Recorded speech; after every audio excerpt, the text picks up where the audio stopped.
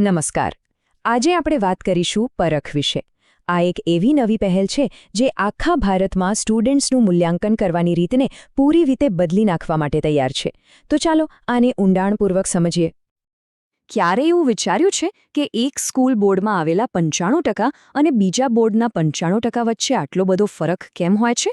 આ સવાલ છે ને એ આપણી ભારતીય એજ્યુકેશન સિસ્ટમની એક મોટી સમસ્યા તરફ ઇશારો કરે છે. અને એ સમસ્યા છે અલગ અલગ મૂલ્યાંકનના ધોરણો. આના લીધે વિદ્યાર્થીઓને બહુ જ તકલીફ પડે છે, ખાસ કરીને જ્યારે કોલેજ એડમિશનની વાત આવે ત્યારે. બધું બહુ જ ગૂંચવાડાભર્યું અને મુશ્કેલ બની જાય છે. તો ચાલો સૌથી પહેલાં એ સમજીએ કે અત્યારની જે સિસ્ટમ છે એમાં એવા તે કયા પડકારો છે જેને સોલ્વ કરવા માટે પરખને લાવવામાં આવ્યો છે. જુઓ, ભારતમાં 28 રાજ્ય બોર્ડ અને 3 નેશનલ બોર્ડ છે. એટલે કે કુલ મળીને 60થી પણ વધારે સ્કૂલ બોર્ડ. અને દરેકની માર્કિંગ સિસ્ટમ, પેપર સ્ટાઇલ બધું જ અલગ અલગ. હવે આટલી બધી વિવિધતા હોય તો બે અલગ અલગ બોર્ડના સ્ટુડન્ટ્સના સ્કોરની સરખામણી કરવી લગભગ અશક્ય જેવું જ છે, બરાબર ને? અને સૌથી મોટી વાત તો એ છે કે આખી સિસ્ટમનો ફોકસ ગોખણપટ્ટી પર છે. એટલે કે કોણ કેટલું યાદ રાખી શકે છે એના પર, નહીં કે કોણ કેટલું સમજી શકે છે એના પર. બસ આ બધા જ પડકારોને પહોંચી વળવા માટે નેશનલ એજ્યુકેશન પોલિસી 2020 અંતર્ગત એક સોલ્યુશન લાવવામાં આવ્યું અને એનું નામ છે પરખ. તો આ પરખ છે શું? એકદમ સરળ ભાષામાં કહીએ તો આ એનસીઈઆરટી હેઠળ કામ કરતી એક નેશનલ લેવલની સંસ્થા છે.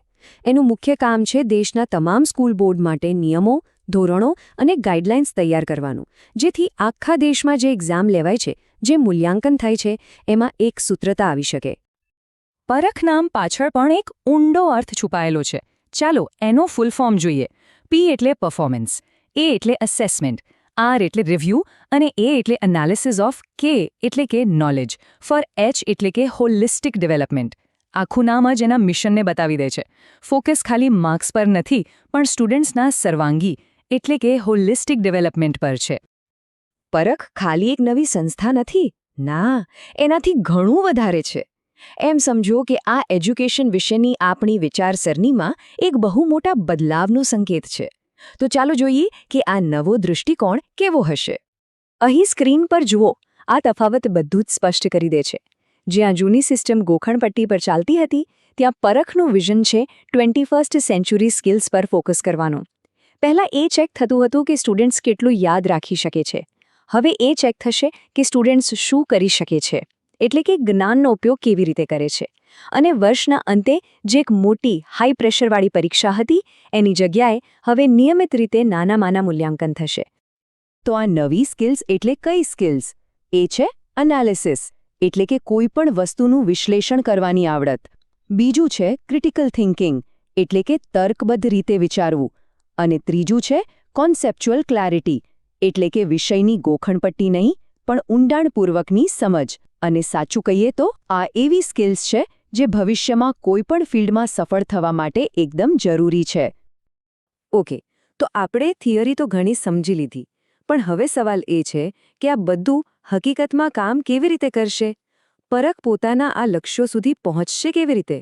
ચાલો એ જાણીએ. પરખની જવાબદારીઓનું લિસ્ટ ઘણું લાંબુ છે. એનું પહેલું કામ છે બધા જ સ્કૂલ બોર્ડ માટે કોમન નિયમો અને સ્ટાન્ડર્ડ્સ સેટ કરવાનું. એ સિવાય એ સ્ટેટ લેવલ પર SAS એટલે કે સ્ટેટ અચીવમેન્ટ સર્વે અને નેશનલ લેવલ પર NAS એટલે કે નેશનલ અચીવમેન્ટ સર્વે પણ કરાવશે. આ સર્વેથી એ ખબર પડશે કે દેશભરમાં સ્ટુડન્ટ્સ ખરેખર શું અને કેટલું શીખી રહ્યા છે. અને હા, જે બોર્ડને આ નવી પદ્ધતિ અપનાવવામાં મદદ જોઈશે એમને સપોર્ટ પણ કરશે. ટૂંકમાં આ બધા જ કામ પાછળનો એક જ મુખ્ય ધ્યેય છે, અને એ છે ભારતના તમામ સ્કૂલ બોર્ડ માટે એક કોમન બેન્ચમાર્ક બનાવવો. એક એવું સ્ટેન્ડર્ડ બનાવવું જેનાથી દરેક સ્ટુડન્ટનું મૂલ્યાંકન એક સરખી અને નિષ્પક્ષ રીતે થઈ શકે. તો હવે વાત કરીએ ભવિષ્યની. આ બધી બાબતોની અસર શું થશે? સ્ટુડન્ટ્સ, ટીચર્સ અને આપણી આખી એજ્યુકેશન સિસ્ટમ માટે આનું શું મતલબ છે? ચાલો એના પર એક નજર કરીએ. આ વાત બહુ જ મહત્વની છે. પરખ કોઈ બોસની જેમ ઉપરથી ઓર્ડર આપવા માટે નથી બન્યું. એનો હેતુ એક કોમન પ્લેટફોર્મ બનવાનો છે, જ્યાં દેશના બધા બોર્ડ ભેગા મળીને પોતાની બેસ્ટ પ્રેક્ટિસીસ શેર કરી શકે, એકબીજા પાસેથી શીખી શકે અને સાથે મળીને આખી સિસ્ટમને વધુ સારી બનાવી શકે. અને આ બધાનો સૌથી મોટો અને સીધો ફાયદો કોને મળશે? વિદ્યાર્થીઓને. જ્યારે બધા બોર્ડના માર્ક્સની સરખામણી યોગ્ય રીતે થઈ શકશે ત્યારે કોલેજ એડમિશનની પ્રોસેસ વધારે પારદર્શક અને ન્યાયી બનશે. પેલી સ્કોર નોર્મલાઇઝેશનની જે માથાકૂટ હતી ને, જેમાં અલગ અલગ બોર્ડના માર્ક્સને સરખા કરવા માટે જટિલ ફોર્મ્યુલા વાપરવા પડતા હતા, એની જરૂર જ નહીં પડે. અને અંતે આ એક સવાલ આપણી સામે છે, જેના પર વિચારવું બહુ જ જરૂરી છે. પરખનો જે હેતુ છે એ બહુ મોટો છે. એક એવું સિસ્ટમ બનાવી જે ફક્ત વિદ્યાર્થી શું જાણે છે એ નહીં, પણ એની અંદર રહેલી સાચી ક્ષમતાને માપી શકે. પણ શું આ એકીકૃત મૂલ્યાંકન પ્રણાલી ખરેખર દરેક વિદ્યાર્થીની સાચી ક્ષમતાને બહાર લાવી શકશે? આનો જવાબ તો આવનારો સમય જ આપશે.